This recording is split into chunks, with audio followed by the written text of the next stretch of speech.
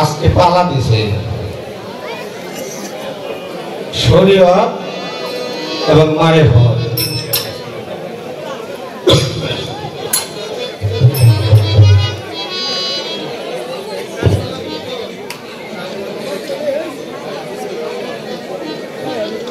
গান 2 সপ্তাহ আগে গাইছি আর আজকে গাইতে লাগছে, মজা লাগতেছে না।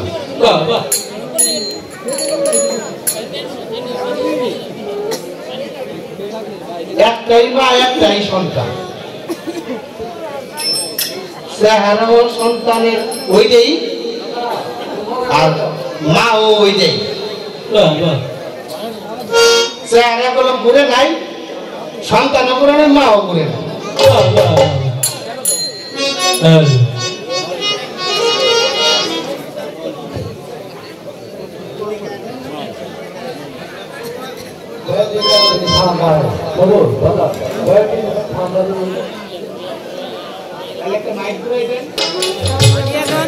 কিন্তু দলিল পত্র বলেন না, দলিলের জায়গায় থাকবে। স্বর্ণ কখনোই মাটিতে মিশবে না। দলিল ওয়ারিশ কখনো 1000 বছর 2000 বছর 5000 বছর হয়ে যাবে, ওয়ারিশ কখনই পরিবর্তন হবে না। ব্যক্তির পরিবর্তন হইতে পারে, কিন্তু ওয়ারিশ হলো মাইকেলা ভাই, পরিবর্তন হইব না। এই বই দিয়ে আমার উস্তাদ করণ বই দিয়ে আপনারে ফরিদপুর এলাকায় গান গাওয়াই নিয়ে এসে আপনি মাইকটা ভাই ওই বাড়ি চালায়। বাবা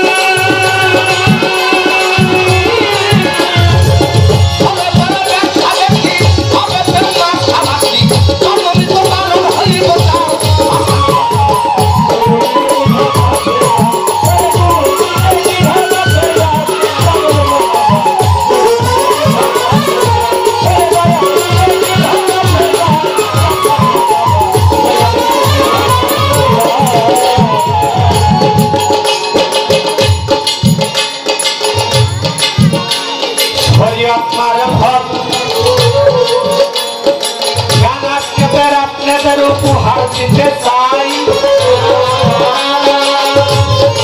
আমি শরীয়তে আলেম রে কিছু জিজ্ঞাস কইরা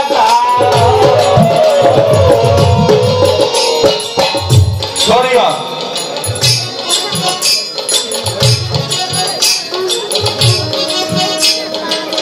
এই শরীয়তটা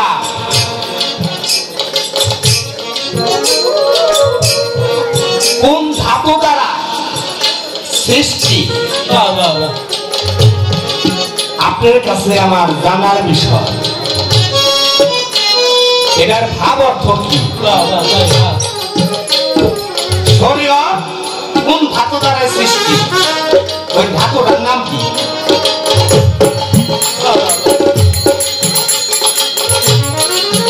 আগে করে গুরু বচন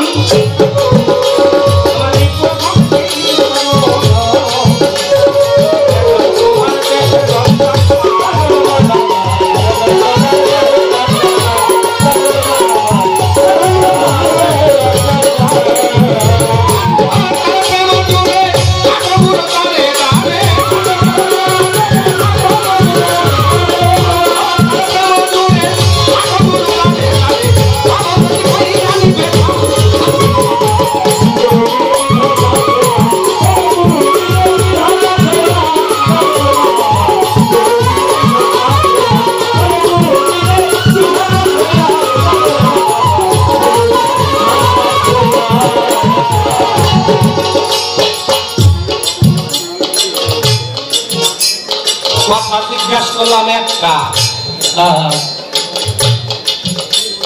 আর একটা কথা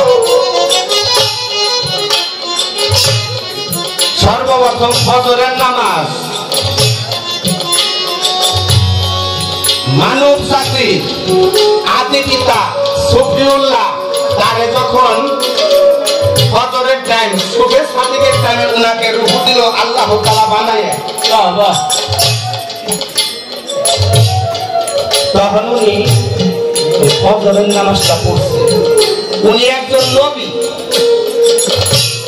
শরীয়ত মোতাবেক স্ত্রী ছাড়া সন্তান জন্ম দেওয়া যায় না আপনারা কি আমার কথা বুঝতে পারতেছেন শরীয়ত মোতাবেক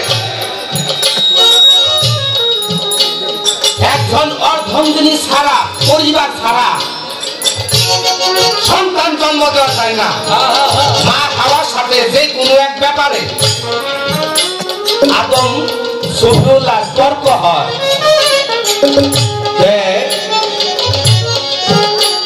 আদি সফিউল্লাহ বলে তোমার ছাড়া আমি একটা সন্তান জন্ম দিব তুমি দেখবে হাত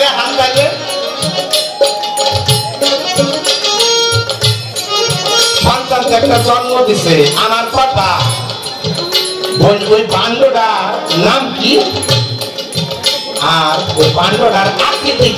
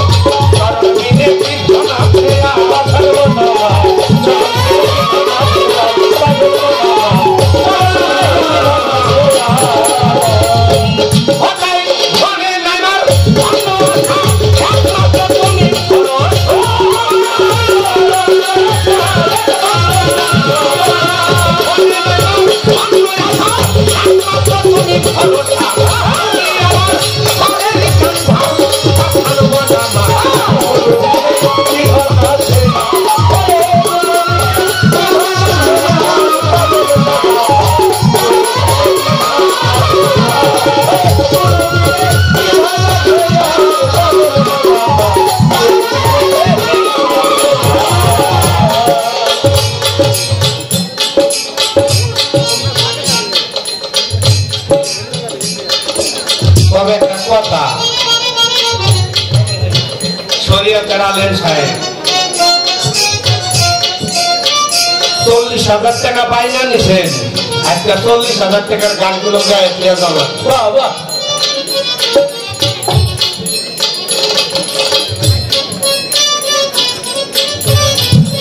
বাইনা 40,000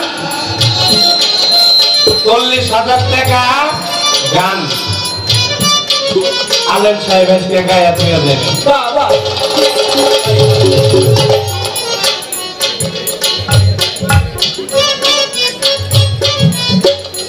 সর্বপ্রথম দুটি পুস্তকই করি দেখা যাক কোন দিকে যায় আমি গালি করে যদি আইরাও যাই ওনার কাছে আমার কোনো দুঃখ থাকবো না রাস্তাটা যখন যাবো কইতে কইতে যাবো আজকে জাতীয় প্লেয়ারের সাথে গোল খেলেছি কোনো দুঃখ না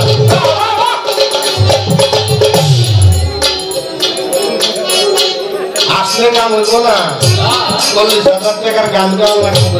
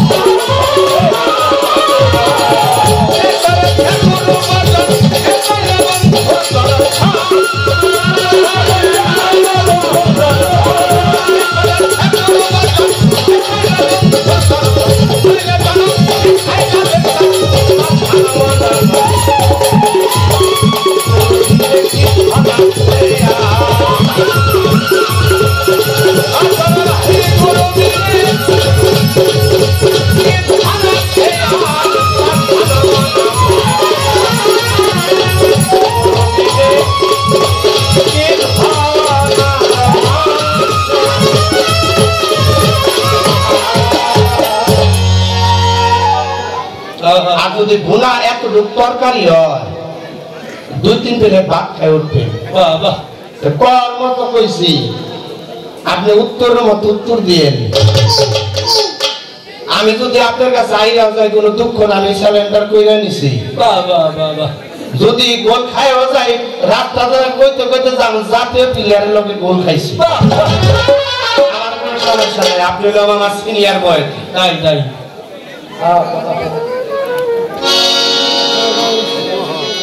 কত সাধনা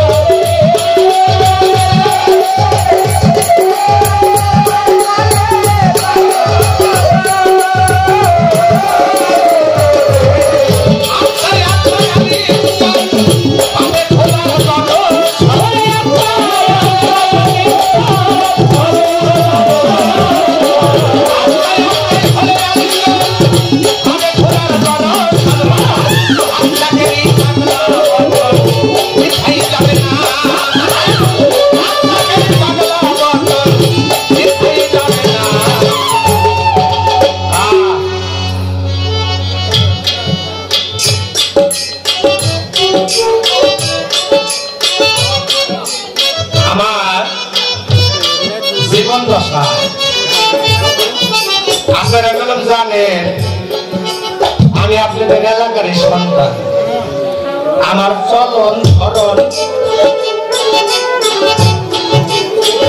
অন্যরকম ছিল ঊর্ধ্বমুখী মানুষের সাথে চলাফেরা করতাম কাউরে মান সম্মান অতটা দিতাম না সম্মান যে একটা বস্তু এটা বুঝতাম না একদিন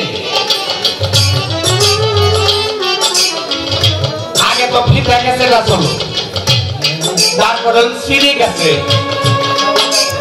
এই সিঁড়ি গেছে একটা গান শুনছিলাম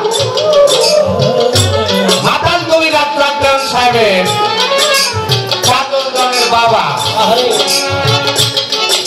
অমন মানুষ হইতে চাও জাতি ধর্ম ছাইরা দিয়া ওস্তাদ আমার পরশ বইতে পারে কিন্তু উনার গান আমি পরশ বইয়ের কাছে গেছি পরশ বইয়ের কাছে যাবো কি মাধ্যমে একটা মাধ্যম তো লাগে মাধ্যম আর কিছুই পাই না কি করবো পরশ তো পরশই আসলো আপনারা তো জানেনি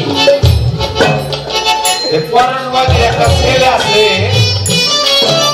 আমার মা বিজলিরানির ঘরে আমার ভাই পলাশ দেওয়া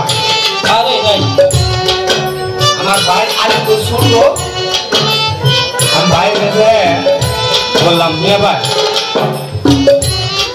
কেমন আছে কয় ভাই ভালো আছে আপনার চিনলাম না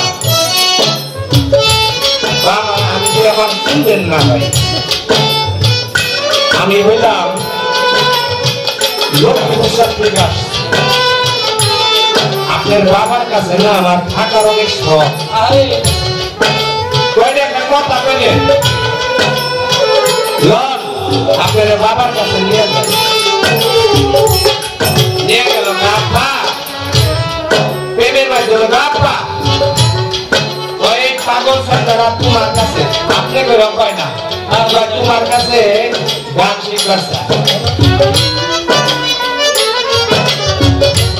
আমার বাড়িতে এগুলা তো থাকা পারবো না রে তুই তো নিয়ে আইস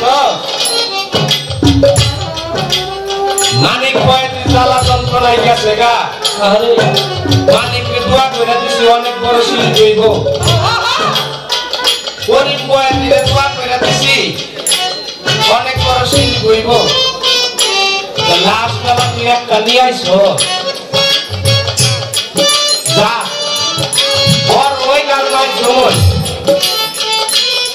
ওই গান গায়ে খেয়ে জানি পারেন ওই গান করে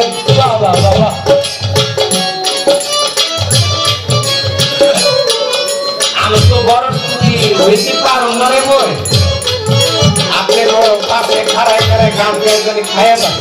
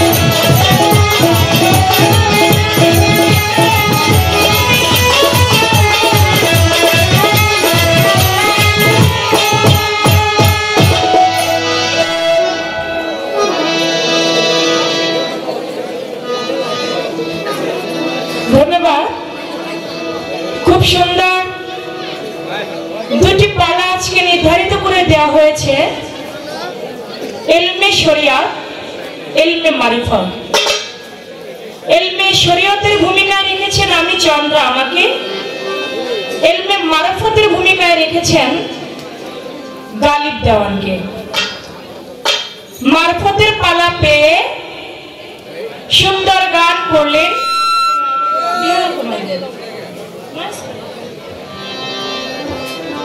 গুরু বিনে কি ধন আছে আর, গুরু বিনে কি ধন আছে আর।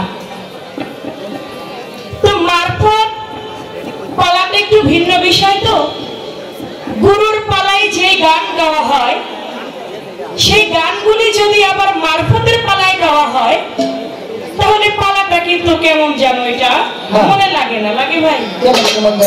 কেমন কেমন যেন উল্টো পাল্টা মনে হয় না? তা গুরু ভজন করলি না, এগুলা কাদের বলে? শিষ্যদের বলা হয় যে গুরু ভজন করো বাবা, ভজন করতে হবে। গুরু ভজন করলে তোমার আত্ম কাম ক্রোধ লোভ মোহ মৎসর যেগুলো তোমার দূরে যাবে। তো তারপরেও ভালো মারফতের পালা নিয়ে গান তিনি গাইলেন গুরু ভাব নিয়ে। প্রশ্ন করেছেন আমার কাছে দুটি, শরিয়াত কোন ধাতু হতে উৎপত্তি এবং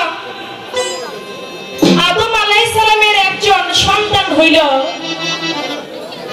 ওই সন্তানটা কোন বস্তুতে? তিনি কোন নারীর মাধ্যমে জন্ম দেন নাই, কিন্তু কিভাবে দিয়েছিলেন সে বিষয়টা কি আমি জবাব করব। তার আগে একটি গান রাখি। শরিয়তের পালা অনুযায়ী আমার শরিয়ত, এই শরিয়তের মধ্যে নামাজ রোজা হজ যাকাত কালেমা এটা হচ্ছে শরিয়তের 5টি স্তম্ভ। শরিয়তের মধ্যে হালাল হারাম মাকরুহ মুবাহ ফরজ ওয়াজিব সুন্নাত নফল এ হলো শরিয়তের অষ্ট সরা। শরিয়তের মধ্যে বড়কে সম্মান করা, ছোটকে স্নেহ করা, সমাজের সাথে তাল মিলিয়ে চলা, পীর ধরা, মুরিদ হওয়া, বাবা মায়ের খেদমত করা, যাবতীয় কিছু যাহা কিছু দেখা যায় সব কিছু শরিয়ত। মারফত নাকি নিগুড় রহস্য, নিগুড় ভেদ, গোপন বিষয়। আজকে কিছু গোপন বিষয় গালিব দেওয়ানের কাছে আমরা জানার চেষ্টা করব। তার আগে একটি গান রাখি।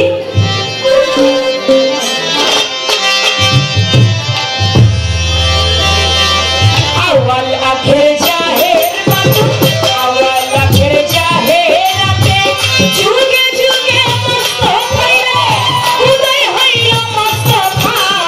শরিয়তি সহজ কথা নয়, পাগল মন শরিয়তি সহজ কথা নয়। আওয়াল আখের জাহের রাতে, যুগে যুগে মুস্তাফাইরে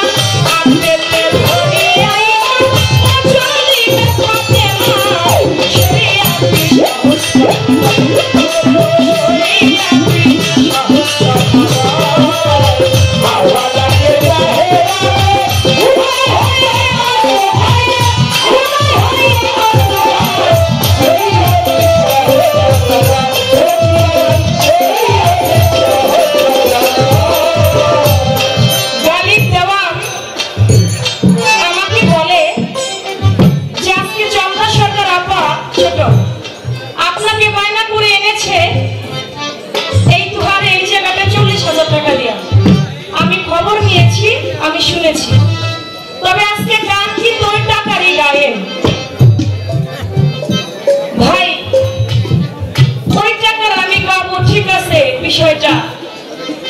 বিষয় হয়েছে কি, এক লোক বাজার থেকে এক টুপা দই কিনছে। তো ওই দই কিনে তারপরে আর একটু মসজিদের মধ্যে আজান দিয়েছে, তো লোকটা একটু নামাজ পড়বার জন্য ওই দইটা ওইখানে রাইখা, ওই মাঠের মধ্যে রাইখা উনি একটু নামাজ পড়তেছে পাশে। তো এই দিক থেকে যখন দই টুপা দেখছে, একটা বানর ছিল ওই গাছের আগায়, দেখেন না ওই বানরটা দেখছে যে কি ব্যাপার, ওই কাগজ দিয়ে মোড়ানো ওইটা কি, তো কাগজ দিয়ে মোড়ানো ওইটার ভিতর কি আছে। তো কাগজটা খুলছে বানরটায়, খুলে এখন দেখতেছে ওটার ভিতর দই। তো অর্ধেক দই ও বানরটা খেয়ে ফেলছে। তো বানরটা খেয়ে ও গাছের আগায় আবার লাফ দিয়ে উঠে গেছে। এখন যার দই, উনি আইসা দেখে দই টুপার মধ্যে বেশি অর্ধেক নাই, অল্প একটু দই আছে, পাশে আবার একটা ছাগল বাঁধা। এখন উনি মনে করছে ছাগলটাই মনে হয় আমার দই খাইছে। এটা চিন্তা কইরা হাতের মধ্যে একটা লাঠি নিয়ে ছাগলটারে এমন বাইরেছে, আর এমন ভাবে মারতেছে, মারতে মারতে ওই ছাগলের যিনি মালিক তিনি আসছে। কিরে ভাই, আপনি আমার ছাগলটারে কেন মারতেছেন না বলা ধন, ওরে কেন মারতেছেন? আরে মারবো না, ও আমার এত টাকা দামের দই, ওর বেশি অর্ধেক দই খেয়ে ফেলাইছে। কি কোন ছাগলে দই খাইছে? হ্যাঁ খাইছে, দেখেন না আমার দই অর্ধেক নাই। বলে ছাগলটা যেখানে বান্দা, ঠিক আছে এখানেই তো বান্দা আছে নাকি, আপনি সরাইছেন? কয় না সরাই নেই। আপনার দইটা কোথায় ছিল? যেখানে ছিল এখানে একটু রাখেন তো। ঠিক ওই জায়গাটার মধ্যে রাখছে।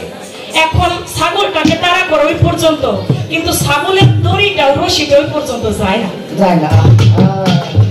যখন রশিটা ওই পর্যন্ত না গেছে, তখন ছাগলের মালিক চিনতে গেছে, তাহলে তো দই আমার ছাগলে খাই নাই, আমার ছাগলকে কেন মারলো? এই রাগে বেড়ায় ওনারে আরো মার শুরু করছে। আপনি কেন আমার ছাগল মারলেন? আমার দই পর্যন্ত, আপনার দই পর্যন্ত আমার ছাগল তো নাগালি পায় না। পরে বানরের উপর দিকে ওই দইয়ালা তাকাইছে, এখন বানরে দিছে একটা বিস্কিট। যখন বানরে বিস্কিট দিছে, কিছু খাইলে তো মুখে একটু লাইগে থাকে, ওই বানরের মুখে লাইগে রয়েছে। পরে আর বোঝার বাকি নাই যে দইটাকে খাইছে। ভাই, আমি না হয় এত টাকার বাইনা আছে, আমি না হয় ওই পর্যন্ত গান গাইলাম, আপনি ওই পর্যন্ত নাগাল পাইলে হয়। আমি না হয় ওই পর্যন্ত গেলাম, আপনি ওই পর্যন্ত নাগালটা পাইছে। আমি তো আমার নিয়ে চিন্তা করি কম, আমি তো আপনার নিয়ে চিন্তা আছি। আপনি যে সুন্দর প্রথমেই যে প্রশ্ন করছেন, ওরে বাবা আগুন, আজকে শিল্পীও আগুন, কথাবার্তাও আগুন, ভাবটাও আগুন, আগুনই আগুন, আগুনে ভরপুর। আমাকে প্রশ্ন করে শরীয়ত কোন ধাতু হতে উৎপত্তি, এই প্রশ্নটা ভালো।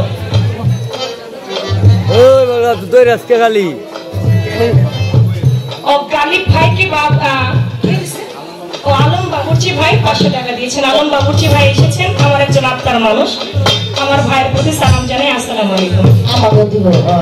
তো প্রশ্ন করেছেন শরীয়ত কোন ধাতু হতে উৎপত্তি। শরীয়ত হচ্ছে সার কোন ধাতু হতে উৎপত্তি, কোন ধাতু হতে, সার কোন ধাতু হতে উৎপত্তি। আল্লাহর নাম যে সার করতে পারে, সেই তো সার কোন ধাতু উৎপত্তি করবে। এখন আরো একটি কথা, এই যে আদম আলাইহিস সালাম মা হাওয়া বিবিকে ছাড়া একটা সন্তান এই পৃথিবীতে আনলেন। আচ্ছা, এটা কোন শরীয়তের কোন কিতাব পড়ে পাইছেন যেটা শরীয়তে প্রশ্নটা করা যায়? এই সব প্রশ্ন করা হয় নারী পুরুষ পালায়,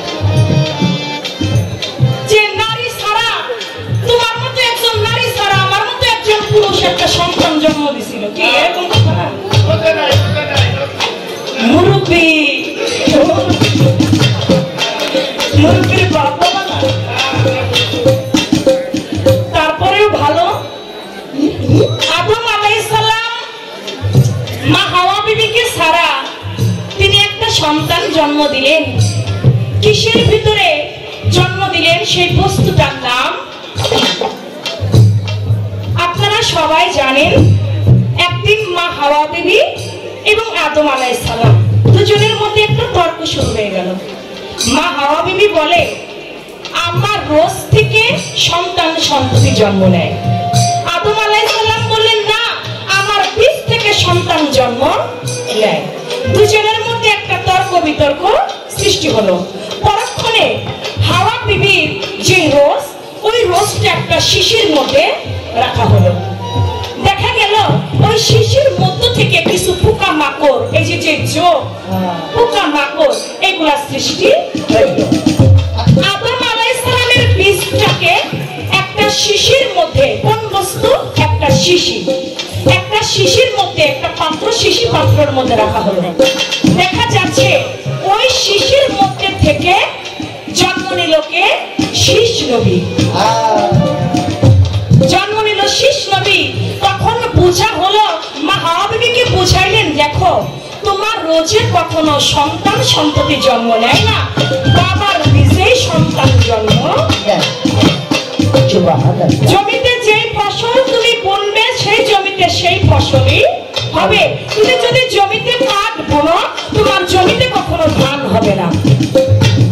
একটা স্ত্রীগণ একটা ক্ষেত স্বরূপ, একজন পুরুষগণ একটা কৃষক স্বরূপ।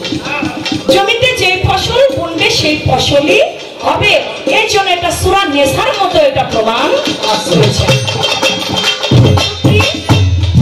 শীষ নবীর জন্ম হলো কিসের মধ্যে? কোন পাত্রের মধ্যে?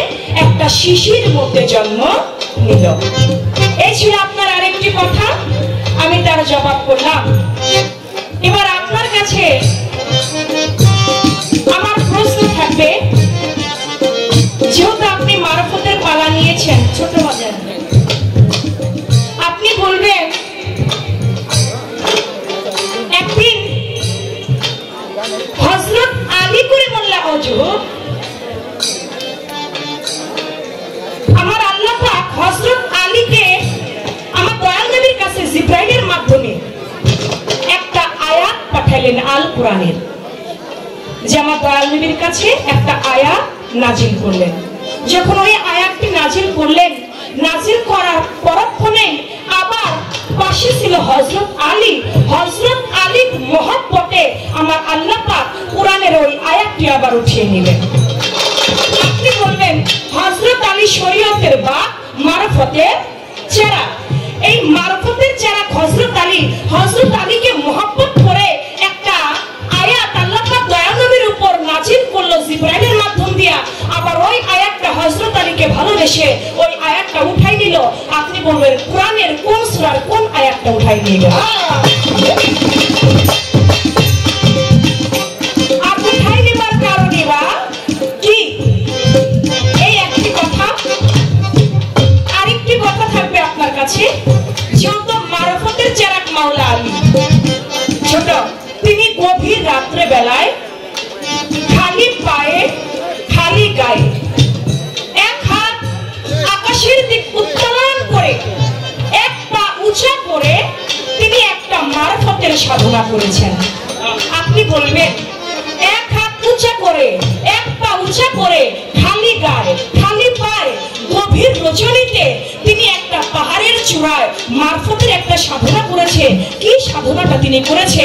এখন বর্তমানে যারা পীর ফকিরগণ তারা এই সাধনাটা করে কিনা, যদি করে থাকে কোন মাসের কত তারিখে, কোন চাঁদের কত তারিখে এই সাধনাটা করা হয়?